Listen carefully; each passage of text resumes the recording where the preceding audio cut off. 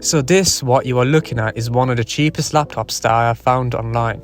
I've had this around 7 months now, and I'm going to tell you why the best bang for your buck laptop is in the used market.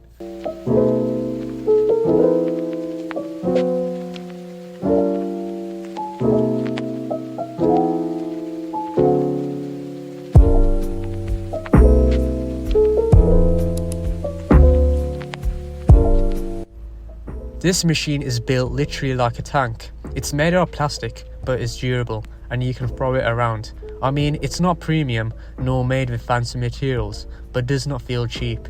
You don't really have to baby this or even worry about being stolen.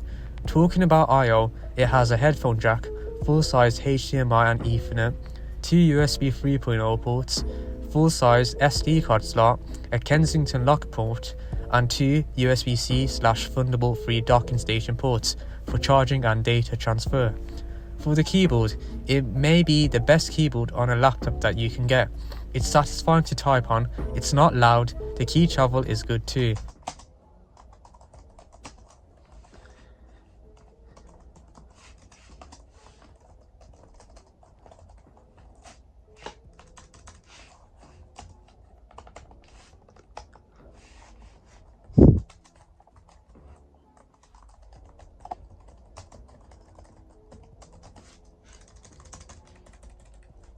Oh, and it also has 2 levels of brightness and this famous red nipple thing.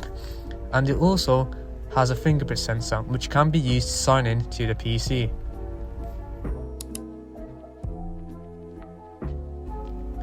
The next point is the battery. This laptop has 2, one internal 24 watt hour and another external 24 watt hour battery, which I have replaced with a much bigger 48 watt hour battery, which only costed me around £50. My laptop wasn't holding its charge as much anymore, so I purchased a brand new external battery. Luckily on mine it's very easy to take out the old battery and put a new one on. As you can see, it's much more thicker than the original one, so hopefully it will last much more longer compared to the standard one that comes with the laptop. It's very cost effective if you are on a tight budget. As I did mention before, it does have USB-C charging, so in theory you can power it off using an external battery pack.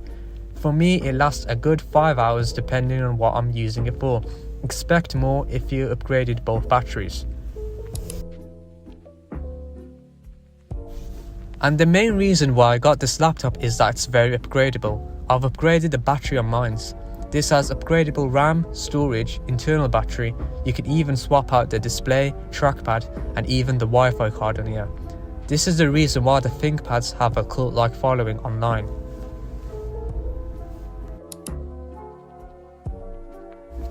Price-wise, this laptop is cheap as chips. That is, if you could find a good deal on used marketplaces. The ThinkPad line is pretty large, so there should be a good option for you depending on what you are after.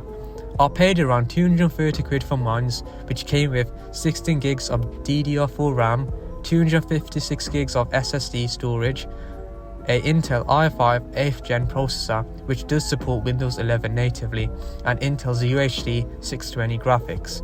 Expect a better performance if you throw Linux on here. Fair enough, the screen ain't the best and it's not the fastest, so don't expect AAA games. I mean, this laptop is 6 years old. However, I am editing this very video on this machine and well, it's working very well. Speakers are decent but not the best. This is a fantastic option if you are on a budget.